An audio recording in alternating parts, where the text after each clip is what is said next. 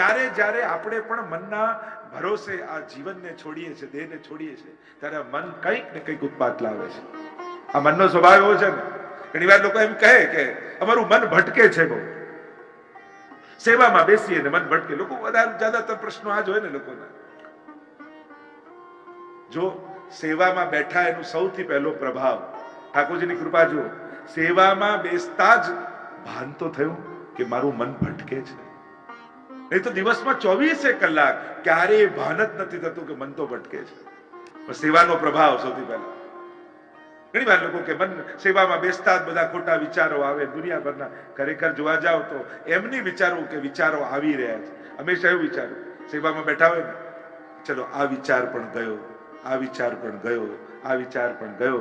આવું 5 વાર કરશો ને તો મન પાછું ઠાકોરજીમાં આવી જશે. આવે છે એમ વિચારશો ને તો વિચારો આવતા જશે. જો આંખમાં કાજળ હોય, આંખને દેખાય, પણ આંગળીમાં લઈને દૂર કરો ને તો જ કાજળ દેખાય. પણ આંખમાં લગાડ્યું છે તો આંખને નથી દેખાય. એમ આ બધા વિચારો મનમાં જ હતા. પણ પ્રભુનો પ્રભાવ જો પ્રભુ પાસે બેઠા તો લૌકિક વિચાર મનમાં રહી ન શકે. એટલે તમને છોડીને દૂર ગયા, અને દૂર ગયા એટલે દેખાયા. એટલે વિચારો આવતા નથી, છોડીને જાય છે. એટલે હંમેશા એમ વિચારવું, આ ગયો, આ ગયો, આ ગયો. અને આમ વિચારશો તો મન આપણે ઠાકોરજીમાં આવી જશે. પ્રભુની સન્મુખ બેસતાની સાથે ગીતાજીમાં પણ અર્જુન કહે, ચંચલ બિ મન કૃષ્ણ પ્રમાતિ બલવદ દ્રઢમ તસ્યાહમ નિગ્રહમ વૈદ્ય મન્યે વાયુરીવ સુદુષ્કરમ. હા, મન એવું ચંચલ છે, અને કેમ નિગ્રહ કરો? જો સ્થિર મન તો 2 જણાનું હોય. એક કોઈ બહુ મોટો યોગી હોય ને એનું મન સ્થિર હોય, કાં કોઈ બહુ મોટા ડિપ્રેશનમાં હોય એનું મન સ્થિર હોય. બાકી હેલ્ધી મન તો ચંચળ જ હોય. ચંચલતા જ એની હેલ્ધી પણ છે, એનું સ્વાસ્થ્ય પણ એનું બતાવે છે કે ચંચળતા છે તો સ્વસ્થ છે. સ્વભાવ છે. મનની વ્યાખ્યાત શાસ્ત્રો એમ કરી, સંકલ્પ વિકલ્પાત્મક મન. જે સંકલ્પ વિકલ્પ કરે ને એનું નામ જ મન કહેવાય. નિશ્ચયાત્મિકા બુદ્ધિ, જે નિશ્ચય કરે ને બુદ્ધિ કહેવાય. હવે તમે આંખ બંધ કરો તો 5 મિનિટ, 10 મિનિટ, 15 મિનિટ, કેમ? પછી બેચેન થઈ જશો તમે. કારણ કે જોવું એ મનનો સ્વભાવ જ છે. તમે કાન બંધ કરી રાખો, તમે બેચેન થઈ જશો. અને સાંભળવું એનો સ્વભાવ જ છે. તમે સ્વભાવથી એને રોકો તો એ બેચેન થઈ જાય. તમે મૌન રહો, એમ બોલવાનું જ નથી, કેવા બેચેન થઈ જાય. એક બહેનને એના પતિએ કહ્યું કે તું 5 મિનિટ ચૂપ રહે ને તો તને હીરાનો હાર લઈ આવ. તો એ 4.5 મિનિટ એને કહ્યું કે 5 મિનિટ થઈ ગઈ. તો આ તો મન બોલવું એ મનુષ્યનો સ્વભાવ છે.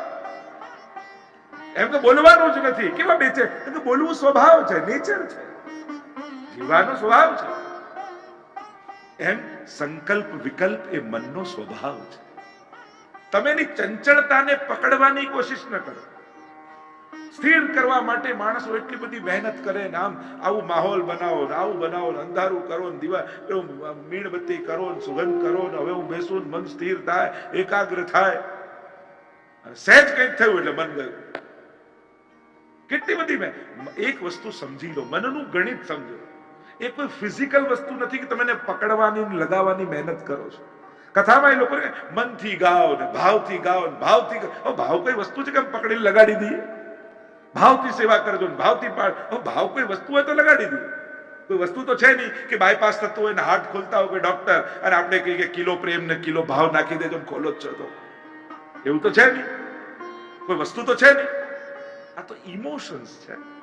અને એટલા માટે એક વસ્તુ ગણિત સમજી લો, મનને સ્થિર કરવાની મહેનત ન કરો, પણ મનને સાત્વિક બનાવવાનો પ્રયાસ કરો. મન જેટલું સાત્વિક થશે એટલું સ્થિર થઈ જશે. કારણ કે ચંચલતા એ રજોગુણી વૃત્તિ છે, તમસતા એ પ્રમાદી વૃત્તિ છે. પ્રમાદીનું પણ એમ લાગે શાંત છે, એ શાંત નથી, એ નિર્બળ છે. મન પ્રમાદી છે. શરીરની સ્થિરતા એ આળસ કહેવાય, મનનું વિચલિતતા એ પ્રમાદ કહેવાય. તો મનને સ્થિર કરવાની મહેનત ન કરો, મનને સાત્વિક કરવાનો પ્રયાસ કરતા. જેટલું સાત્વિક થશે એટલું એકાગ્ર અને સ્થિર થતું જશે. અને જ્યારે આ ગણિત સમજમાં આવી જશે ને, કે જ્યારે અરે સાત્વિક કઈ રીતે થાય, તો કે ભગવત પ્રેમથી મન સાત્વિક બને છે. મનમાં જેટલો ભગવત પ્રેમ પ્રબળ થશે એટલું સહજ સ્થિર થઈ જશે. કોઈ માને એવું કહેવું પડે કે તમારા દીકરાને યાદ કરો, નાનકડું હોય એનું ધ્યાન ત્યાં જ હોય, અને ત્યાં એનો પ્રેમ છે. કોઈ કોઈને પ્રેમ કરતું હોય તો એમ પૂછે કેટલી વાર તારા પ્રેમીને. પ્રેમમાં કઈ યાદ ટાઈમ હોય, નક્કી હોય કે 108 વાર કરવાનું, 5 વાર 11 વાર કરવાનું. એ તો પ્રેમ જ્યાં છે ત્યાં સ્મરણ બન્યા જ રહે, એની સુધી બની જ રહે. પ્રતિક્ષણ વર્ધમાનમ, એમ નારદજી ભક્તિ સૂત્રમાં કહ્યું. એ તો ક્ષણે ક્ષણે વધે. એટલા માટે ભગવદ પ્રેમ પ્રબળ થાય તો મન સાત્વિક થઈ જાય, મન આપમેળે પ્રભુમાં લાગી જાય, બધા જ દોષો આપમેળે ખરી પડે, એને કાઢવા ન પડે. પ્રેમમય મન બની ગયું તો ક્રોધ, લોભ, ઈર્ષા, દ્વેષ આ બધું તો ખરી પડશે. તોડવું નહીં પડે, કાઢવું નહીં પડે, વીણવું નહીં પડે મનમાંથી કે આ બધું વીણીને બહાર કાઢો. પ્રેમથી ભરી દો મનને, કૃષ્ણ પ્રેમથી ભરી દો, કૃષ્ણમય થઈ જવા દો મનને. અને એટલા માટે જેમ જેમ પ્રેમ વૃદ્ધિ થતું જશે એમ એમ એકાગ્રતા સહજ આવી જશે. માં રસોડામાં કામ કરતી હોય, ઘોડિયું ડ્રોઈંગ રૂમમાં હોય, પણ એ ઘોડિયામાં બાળક હલે ને તો એ રસોડામાં માને ખબર પડી જાય, કારણ કે એનું મન ત્યાં છે. જાકો મન લાગ્યો ગોપાલ સો તાહી ઓર કેસે ભાવેરી, લેકર મીન દૂધ में રાખો જલ બિન સચુ નહીં પાવેરી. જાનું મન ઠાકોરજીમાં હોય એ તો સહજ, એને પછી ક્યાં બીજા આસક્તિ થવાની, એની તો રુચિ પ્રભુમાં જ રહેવાની. અને જેમ પ્રબળ પ્રેમ થતો જાય એમ સહજ અનન્ય આસક્તિ પ્રભુમાં પ્રગટ થતી જાય. અહીંયા કહ્યું કે ગોપોના ભરોસે ગોકુલ રાખીને આવ્યા તો કઈક ઉત્પાદ થશે. જ્યારે જ્યારે મનના ભરોસે, એટલા માટે જ આપણે ત્યાં નિત્ય નિયમ શબ્દ છે. નિત્ય નિયમથી સેવા કરવી, નિત્ય નિયમના પાઠ. વર્ડ શું છે? ડેલી, નિત્ય નિયમ, રોજનો નિયમ. અને આ નિત્ય નિયમ કેમ વપરાય? ભલે મન નથી આજે તોય કરો, એને કહેવાય નિત્ય નિયમ. આ રોજનો નિયમ છે. જો જીવનમાં કંઈક ને કંઈક નિયમ જરૂર રાખજો. જેને જીવનમાં કોઈ નિયમ નથી હોતા ને એનું મન બહુ નબળું હોય છે, અને નબળા મનને કોઈ પણ ક્ષણે પાપમાં એ પ્રવૃત્ત થઈ શકે છે. જેનું મન નબળું છે એના જીવનમાં પાપ કરવાની સંભાવનાઓ અતિશય વધી જાય છે, અને નબળું મન છે. જેમ જેનામાં રોગ પ્રતિકારક શક્તિ ઓછી હોય એને રોગ લાગવાની સંભાવના વધી જાય, એમ જેના જીવનમાં નિયમ, કોઈક નિયમ નક્કી કરો, ભલે નાનો હોય. તમારા માટે નાનો છે, ઠાકોરજી માટે નાનો નથી. તમને એમ લાગે કે કટોરી મિશ્રી શું, પણ એ મિશ્રી ઠાકોરજી માટે નાની નથી. તમને એમ લાગે કે એક માળાથી શું, ઘણી વાર છે ને બહુ મોટું મોટું વિચારી લઈએ ને એટલે નાનું નાનું છોડી દઈએ. એક માળાથી શું થાય, 11 માળા તો કરવી જ, આમ વિચારીને એક માળા મૂકી દે. ઘણું કટોરી મિશ્રીથી શું થાય, અરે મરજાદ લઈને સખડી ધરો તો એમ કઈ મિશ્રી મૂકી દે. અરે ના, તમારા માટે જે નાનું છે ઠાકોરજીની દ્રષ્ટિમાં એ નાનું નથી. નાનો પણ નિયમ, તમે કથામાં બેઠા છો, અહીંયા બેઠા બેઠા નિયમ લો. રોજ એક યમનાષ્ટક તો જરૂર કરીશ, રોજ એક શ્રી કૃષ્ણ શરણમ મમની માળા તો જરૂર કરીશ. રોજ બીજું કાંઈ નથી કરતો તો ઠાકોરજીનું મંદિર ઘરમાં જ્યાં છે દંડવત તો ચોક્કસ કરીશ જ. કોઈ પણ નાનકડો નિયમ જીવનમાં રાખજો, કારણ કે આ નાનકડો નિયમ તમારા જીવનમાં કેટલા મોટા ચમત્કાર કરશે એની કલ્પના તમને નથી. તમારા માટે જે નાનું છે એ કેટલા મોટા ચમત્કાર. અને નિયમને બંધન નહીં માનો. નિયમ આપણી શ્રદ્ધાના આધાર છે, ટેકા છે, બંધન નથી. નહીં તો ઘણી વાર જેમ નાનકડી વેળ હોય એટલે આપણે લાકડી લગાડી અને નાનકડી વેળને બાંધી દઈએ. સાધારણ વ્યક્તિઓ એને એમ લાગે હમણાં વિચારી કુમળી વેળ ઉગીને એને બાંધી દીધી, પણ લાકડી એ બંધન નથી, એના વિકાસનો આધાર છે. એનો રૂંધવા માટેનું બંધન નથી, પણ એના વિકાસ થઈ શકે એનો ટેકો ને આધાર છે. એમ મારો પ્રશ્ન તમને એ છે કે તમારી શ્રદ્ધાની વેલને તમે કયા ટેકે બાંધી છે? તમારા જીવનમાં નિત્ય નિયમનો એ લાકડી કઈ, એ ટેકો કયો? અને બંધન ન સમજો. તમારે પાઠ એ રીતે કરવાના, 5 મિનિટ લાગે છે યમનાષ્ટક કરતા, પણ હું 5 મિનિટ એક યમનાષ્ટક કરું છું ને તો 24 કલાક યમુનાજી મારી રક્ષા કરે છે. આવો ભાવ રાખીને યમનાષ્ટક કરો. 2 મિનિટ મને એક માળા કરતા લાગે, પણ એક માળા કરું ને ઠાકોરજી 24 કલાક મારી રક્ષા કરે. આ 5 મિનિટ લીધેલું નામ 24 કલાકની સુરક્ષાની ગેરંટી છે. આટલા સંકલ્પ સાથે કથામાં આપણે 7 દિવસ વિતાવ્યા છે. ઠાકોરજી આટલી મોટી કૃપા આપણા પર કરી છે. આના બદલામાં આપણે ઠાકોરજીને શું આપીશું? તમે ગમે તેટલો મોટો વેપાર કરતા હો, વ્યસ્ત હો, બિઝી હો, જોબ કરતા હો, જે કરતા હો, પણ આત્મોદ્ધારથી મોટો કોઈ સંકલ્પ તમારા જીવનમાં ન હોઈ શકે. ગમે તેટલા વ્યસ્ત હો, પણ આત્માનું કલ્યાણ કરવાનું ભૂલી જશો ને તો બહુ મોટું ગુમાવી દેશો. હા, આપણે બધું કરી નથી શકતા, અને ઠાકોરજી પણ કોઈ એવું નથી કહેતા કે જે રિટાયર્ડ થઈને 24 કલાક હવેલીમાં બેઠો રહે એના પર વધારે કૃપા થાય, અને જે આખો દિવસ બિઝી કામમાં હોય એના પર કૃપા ન થાય. પ્રભુ શું ઘડિયાળ જોઈને કૃપા કરે કે એને 10 મિનિટ આપી તો આને આટલી કૃપા, આને કલાક આપ્યો તો આટલી? આવી રીતે ટાઈમ જોઈને કૃપા કરતા હોય છે. વધારે ટાઈમ આપે એ મોટો ભક્ત નહીં, વધારે ભગવાનને ઇમ્પોર્ટન્સ આપે એ મોટો ભક્ત છે. તમે ભલે આખો દિવસ વ્યસ્ત છો, પણ પ્રભુની મહત્તા સ્વીકારીને જીવો છો, એની મહત્તા સ્વીકારીને કામ કરો છો કે આ બધું પ્રભુ કૃપાથી મળ્યું છે. આ ઠાકોરજી મને અવસર આપે છે, એ મને પુરુષાર્થ અને પરિશ્રમ કરાવી રહ્યા છે. એમ પ્રતિપલ જે પ્રભુનો ઉપકાર માનીને જીવે ને એ જ સાચો વૈષ્ણવ છે. વધારે સમયની વાત નથી, વધારે મહત્તાની વાત છે કે એની મહત્તા સ્વીકારીને જીવો છો. ખાસ અનુરોધ કરીશ, જે ઠાકોરજી આવો સુંદર અવસર આપણને આપ્યો, એ ઠાકોરજીને આપણે ભેટમાં શું આપીશું? કંઈક નિયમ જરૂર આપજો. એક યમનાષ્ટક કરવાથી, અને કરવાથી કોના પર ઉપકાર કરશો? યમુનાજી પર ઉપકાર કરશો? વડીલો પર ઉપકાર કરશો? મારા પર ઉપકાર કરશો? કોનું કલ્યાણ થશે? તમારું જ. આ તો તમારા જ લાભની વાત છે. લાભ તમારો છે ને આગ્રહ મારે કરવો પડે છે. બોલો, ફાયદો તમારો, અને આગ્રહ હું તમને લોજિક આપીને સમજાવું કે પાઠ કરો, પાઠ કરો, પાઠ કરો, અને એમાં મારો કાંઈ ફાયદો નહીં. કલ્યાણ તમારું જ થવાનું. મૂળ વાત એ છે, અવસર મળ્યો છે, સૌભાગ્ય મળ્યું છે, એવો પરિવાર અને એવું કુટુંબ મળ્યું છે. ઠાકોરજી બધું તો ગોઠવી આપ્યું, હવે વાર તો આપણી જ છે ને. એને જે કરવું હતું એને બધું જ કરી દીધું. હવે આપણે જે કરવાનું છે એ આપણે કરવાનું છે. એને એનાથી જે થતું હતું બધું કર. હવે શું ઠાકોરજી આવીને તમારી આંગળીઓ ફેરવે કે ચલો હું ભેળવી આપું? એને બધું જ, એને આંગળી આપી, માળા આપી, સંજોગ આપ્યા, સમય આપ્યા, અને બધી અનુકૂળતા હોય ને તો સમજજો કે ઠાકોરજી ઈચ્છે છે કે હું માળા કરું. બધી અનુકૂળતા હોય તો પ્રભુ ઈચ્છે છે કે હું પાઠ કરું. બધી અનુકૂળતા હોય તો પ્રભુ ઈચ્છે છે કે આપણે સેવા કરીએ. પ્રભુ તો અનુકૂળતા આપીને ઈશારો કરે છે, અને છતાંય જો આપણે ન સમજીએ તો એ આપણું દુર્ભાગ્ય છે. આ આટલું ગોઠવ્યા પછી પણ જો આપણે પ્રભુનો ઈશારો ન સમજી શકીએ તો એ આપણી મંદમતી કહી શકાય.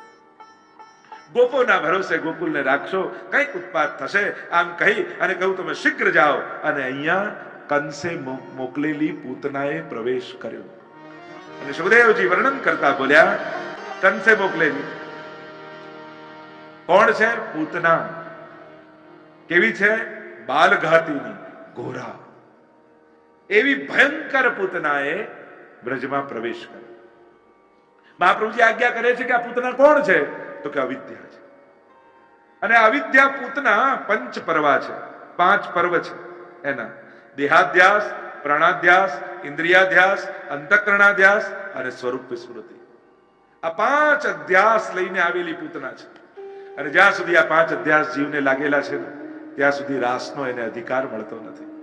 એટલે પ્રભુ આ પૂતના અવિદ્યાને તો મારશે, સાથે સાથે એના અધ્યાસોને પણ દૂર કરશે. આ જે અસુરો આવશે ને, ધેનુકાસુર, કાલિય, દાવાનલ, આ બધા જુદા જુદા અધ્યાસોના સ્વરૂપો છે. એટલે પ્રભુ કોઈ અસુરોને નથી મારવાના, પ્રભુ ભક્તની અંદર રહેલા આ અધ્યાસોને દૂર કરવાના છે, અને દૂર કરી એમને રાસ માટે તૈયાર કરવાના છે. અવિદ્યા પૂતનાએ પ્રવેશ કર્યો. દેહાધ્યાસ, દેહાધ્યાસ કોને કહેવાય? દેહને જ સર્વસ્વ માનવું એ દેહાધ્યાસ.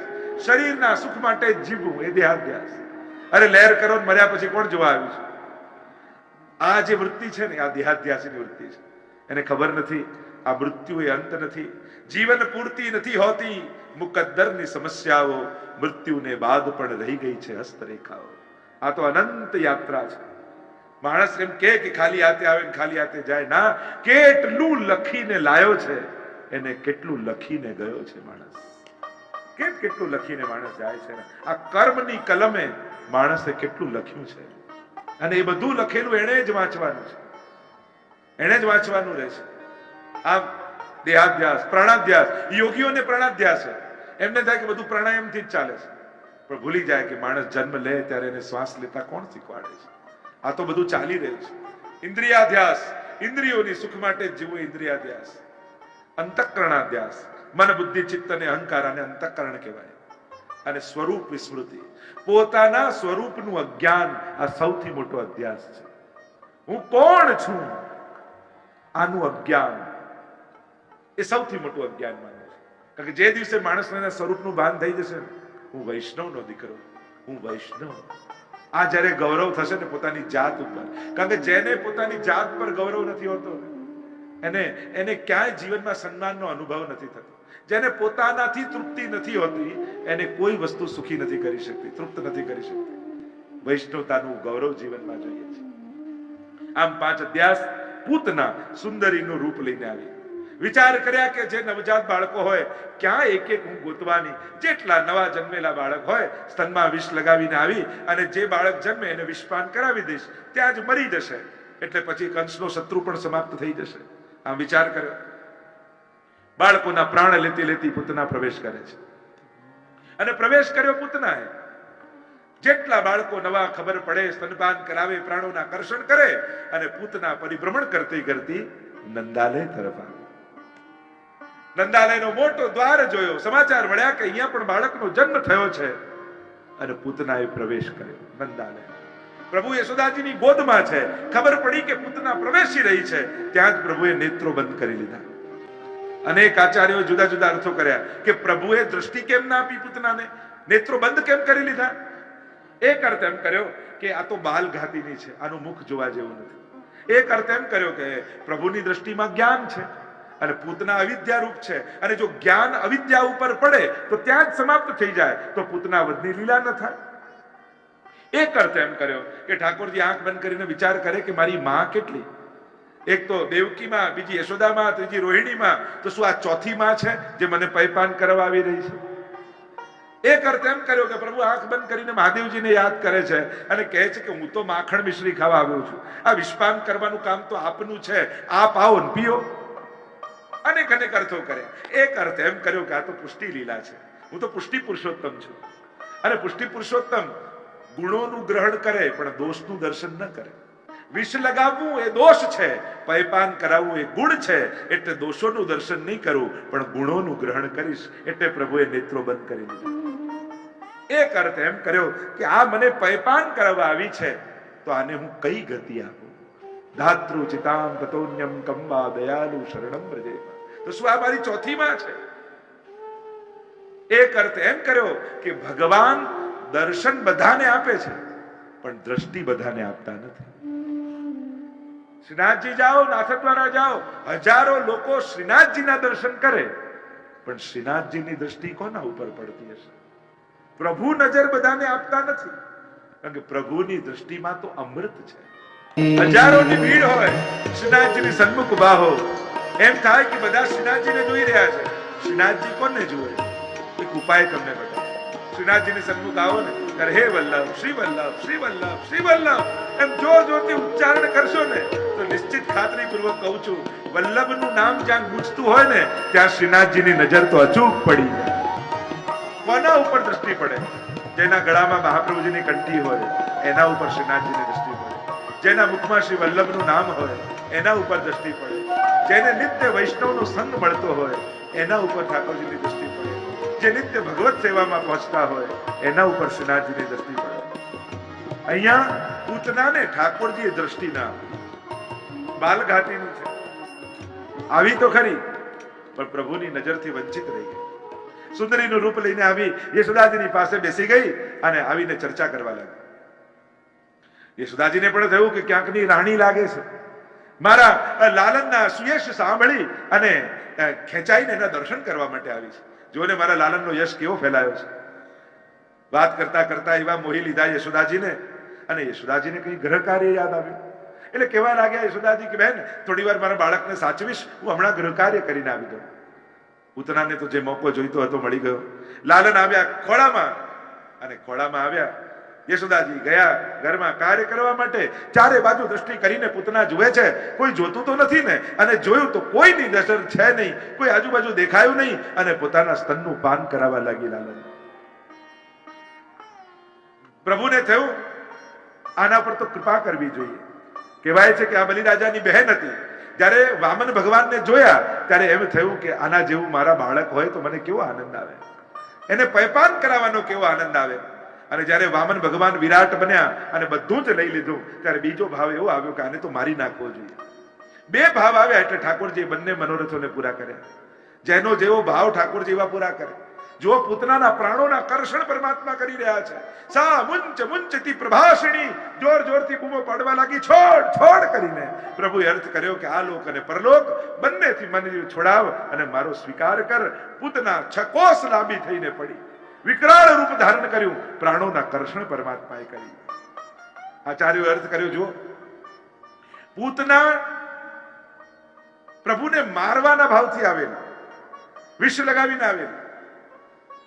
ભાવ ખરાબ હતો, મારવાનો ભાવ હતો, પણ ક્રિયા માં જેવી હતી.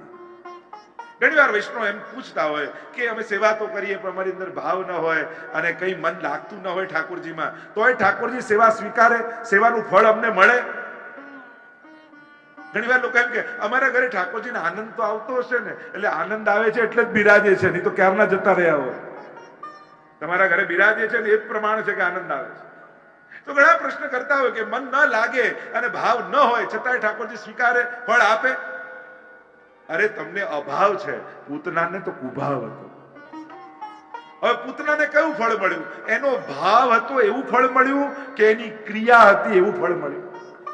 ભાવ કુભાવ હતો પણ ક્રિયા માં જેવી હતી એટલે ભગવાને ગતિ માં જેવી આપી. એમ ભલે તમને સેવાનો ભાવ ભલે ન હોય પણ તમારી ક્રિયા વ્રજભક્તો જેવી છે તો ઠાકોરજી તમને એવું જ ફળ આપશે. સેવા રીત પ્રીત વ્રજજન કી, જનહિત જગ પ્રગટાઈ, પ્રગટ ભય માર્ગ રીત દિખાઈ. ભાવ નથી પણ મહાપ્રભુજીની રીત છે ને એમાં ક્રિયા વ્રજભક્તો જેવી છે. અને ઠાકોરજી તમારા ભાવને જોઈને નહીં, તમારી ક્રિયાને જોઈને તમને ફળ આપી દેશે. વ્રજભક્તો જેવું ફળ આપી દેશે. અરે એક નાનકડી કટોરીમાં દૂધ પણ ધરો છો ને તો ધોરી કોપય પરમ રસાલા, 7 ઘૂંટ ભર પીજે લાલા. નિત્ય લીલામાં કહ્યું ને, આટલી કટોરી પણ 7 ઘૂંટ ભરીને ઠાકોરજી પીએ છે. અને 7 ઘૂંટ ભરી ઠાકોરજી 7 વસ્તુનું દાન તમને કરે છે. પ્રેમ, આસક્તિ, વ્યસન, આવેશ, પ્રવેશ, ત્રપા અને મૂર્છા. ભક્તિની 7 અવસ્થાનું દાન ઠાકોરજી 7 ઘૂંટ ભરીને પીને તમને ભાવનું દાન કરે છે. પ્રભુને તમે વસ્તુ ધરો છો અને વસ્તુનું ગ્રહણ કરી ભાવનું દાન ઠાકોરજી તમને કરે. એટલે જ તો આપણે ત્યાં દરેક વસ્તુનો ભાવ છે. આ યમુનાજીનો ભાવ, આ ચંદ્રાવલીજીનો ભાવ, આ લલિતાજીનો ભાવ, આ વિશાખાજીનો ભાવ. કારણ એ ભાવની સામગ્રી ધારણ કરી તમે ધરાવી અને ઠાકોરજી ગ્રહણ કરી એ ફલ જે યમુનાજીને આપે છે, જે લલિતાજીને આપે છે, જે વિશાખાજીને આપે છે, એમના પર જેવી કૃપા કરે છે એવી કૃપાનું દાન ઠાકોરજી તમને કરતા હોય. તમે એક માળા પણ ઠાકોરજીને ધરાવો ને ફૂલની, એ ફૂલો એ વ્રજભક્તોનું સ્વરૂપ છે. એમાં વ્રજભક્તોનો ભાવ કરો તો તમારી ભાવના સિદ્ધ થાય.